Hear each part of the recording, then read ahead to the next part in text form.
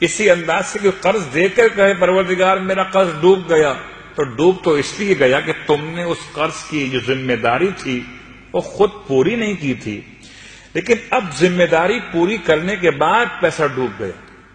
تو داؤد رقی راوی کا نام ہے، اور کتاب کا حوالہ ہے حیات القلوب جلد نمبر 2، اردو زبان میں دستیاب ہے، آپ پڑھ سکتے ہیں۔ امام جعفر صادق علیہ الصلوۃ والسلام کی زمانہ مقدس، امام کی بارگاہ میں آ کے داؤد نے سوال کیا۔ داؤد کہتے ہیں کہ میرا پیسہ مولا کسی کے پاس قرض کے طور پر تھا، وہ ڈوب گیا، اب یہ پیسہ واپس کیسے آئے؟ وہ مومن نماز پڑھے ادائے قرض کی جس نے قرضہ لیا ہوا ہے، تو خدا اس کے لیے سبب بنائے کہ وہ قرضہ اس کے لیے آسان ہو واپس کر دینا، یہ الگ موضوع ہے، ہم اس کی بات نہیں کر رہے۔ خیر کسی نے مجھ سے کہا تھا کہ اگر جن پر قرض واجب ہے وہ نماز پڑھ لیں تو جب وہ ادا کریں گے تو جن کا ڈوبا ہوا خود بخود نکل آئے گا۔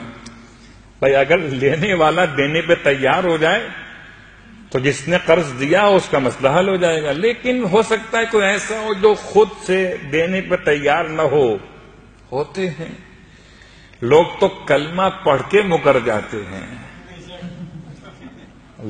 لوگ تو کلمہ پڑھ کے مکر جاتے ہیں، تو قرض لے کر مکر جائے تو کیا کیجیے گا؟ لکھی ہوئی تحریر نہیں مانتے، اپنے سائن کا انکار کر دیں، تو یہ انکار تو بڑا آسان سا مسئلہ ہے، مشکل تو اقرار ہوتا ہے ہمیشہ، انکار تو کسی دور میں مشکل نہیں ہوا۔ تو اب انکار کر دیا، پیسے ڈوب گئے، مولا سے کہتا ہے مولا کیا کروں، میرا پیسہ ڈوب گیا۔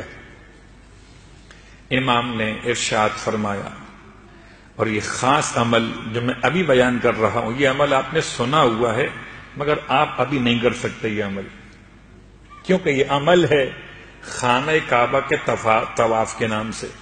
ارشاد فرمایا ایک طواف کرو، 7 چکر کو طواف کہتے ہیں، 2 رکعت نماز پڑھو بنیابت حضرت عبد المطلب علیہ الصلوۃ والسلام۔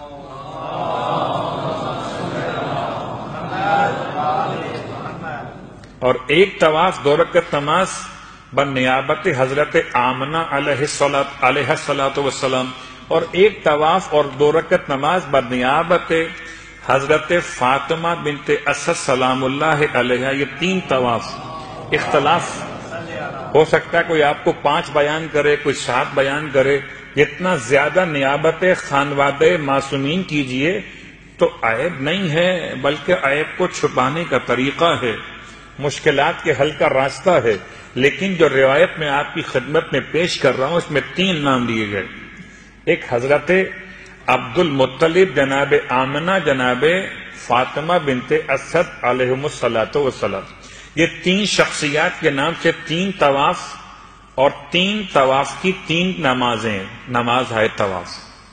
یہ اگر کوئی انسان نیت کیا ہوگی کہ طواف بنیابت حضرت عبد المطلب برائے وصولی قرض یا برائے وصولی زر بجا لاتا ہوں قربتاً الی اللہ، خود اپنے لیے کر رہے ہوں تو یہ آپ اپنی نیت کیجئے، کسی کی نیابت کر رہے ہوں تو فلاں کی نیابت میں کرتے ہیں اس کے نام لیجئے، یا آپ یہاں رہتے ہوئے کسی کو سعودیہ فون کیجئے تو مکے کے اندر ہو کہ بھائی میری طرف سے آپ یہ طواف کر لیجئے، وہ پوچھے کتنے پیسے دیں گے تو الگ موضوع ہے، اس میں اجرت ہو سکتی ہے، شرعاً اجرت ہو سکتی ہے کہ اگر آپ کے پیسے ڈوبے ہوئے مل گئے تو مجھے کیا خدمت کا عنوان نصیب ہوگا، یہ الگ موضوع۔ لیکن جیسے طواف نساء کوئی بھول جائے اور واپس آ جائے تو اپنے کسی عزیز کو، قریب کو جو وہاں موجود ہو، رہتا ہو، اس کو فون کر کے طواف نساء کی نیابت کروا سکتا ہے، نہیں کروائے گا، واجب ہے،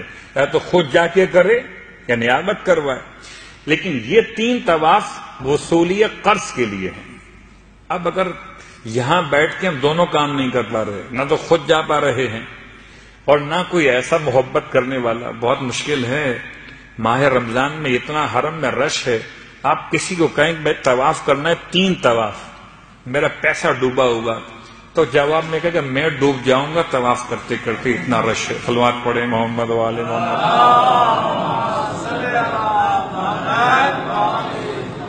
تو کوئی ایسا طریقہ بتایا جائے کہ جو یہاں بیٹھے بیٹھے آپ کا کام بھی ہو جائے اور فون کی زحمت بھی نہ ہو اور سامنے والا کو تیار نہ ہو، تو آپ کا مسئلہ حل نہیں ہوگا.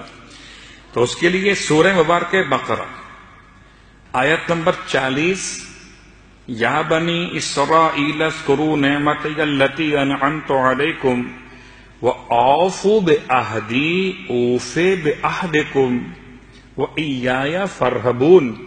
آیت نمبر 40. آیت نمبر 41، وآمنوا بما انزلت مصدقا لما معکم ولا تکونوا اول کافر بہ ولا تشتروا بآیاتی ثمنا قلیلا وإیایا فاتقون. آیت نمبر 42، ولا تلبسوا الحق بالباطل وتکتموا الحق وانتم تعلمون. 3 آیات ہیں سورہ بقرہ کی، آیت نمبر 40، 41 اور 42، 40، 41، 42. یہ 3 آیات 40 دن تک پڑھنا ہے. کتنے دن تک؟ 40 دن تک. اور 111 مرتبہ پڑھنا ہے. کتنی مرتبہ؟ 111 مرتبہ 40 دن تک. 3 آیات سورہ بقرہ کی. اس عمل کو انجام دینے کے بعد پھر اس سے مطالبہ کریں کہ جس کو آپ نے قرض دیا ہے.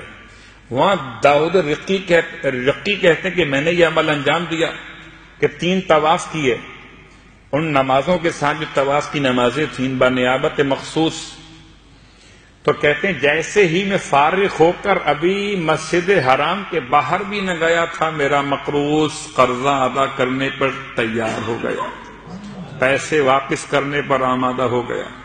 اسی انداز سے سورہ مبارکہ البقرہ کی 3 آیات ہیں کہ جو انسان کے وصولی زر اور وصولی قرض کے لیے علماء نے بیان کی.